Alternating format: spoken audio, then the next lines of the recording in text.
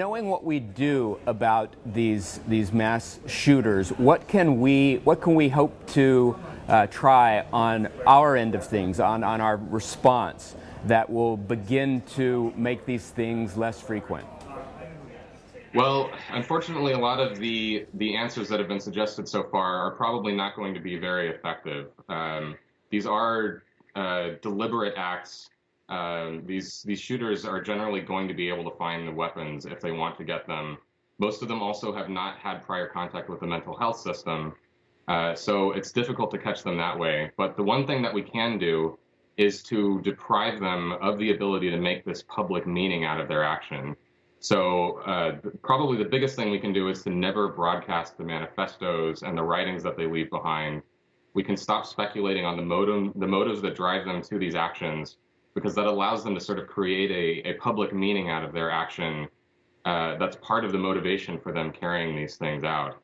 And then the final thing we can do is just to tone down the total amount of coverage that the media gives to these actions, because the fact that they have this broad presence in the public sphere, that they have this sensational coverage, it probably increases the number of people who are driven to commit these acts as a kind of copycat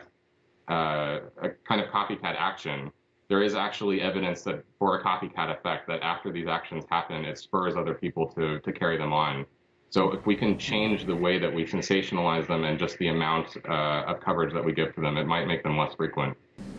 No one's saying that. Click on the website. It says limit the name, limit the likeness. It doesn't say black out their name. By all means, the media continues to say, and we've had a lot of these conversations, and one of you made a comment, wow, it looks like you're coming for a debate.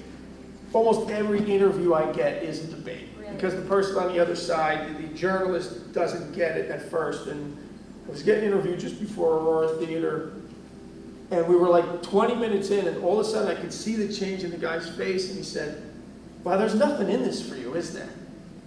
And I said, no, there's not a damn thing in this for him. My son, it doesn't matter if everybody starts doing the right thing. Alex is still going to be dead, right? Our lives are still going to be pretty crap, but somebody else's kid maybe lives.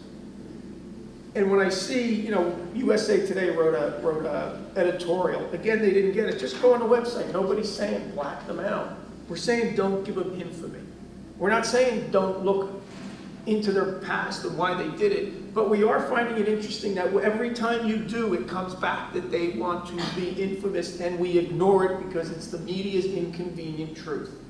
Your campaign, No Notoriety, has changed the way that journalists cover mass violence, at least in this newsroom it has. What is the basic ask that you're making? What we're asking is for responsible journalism. We are asking that the First Amendment be kept intact, the why, the where, the how, even the who, but to report on the who in a responsible manner. And what we're asking is to just mention the name once, and then use subsequent descriptors such as the shooter, the individual, that sort of thing.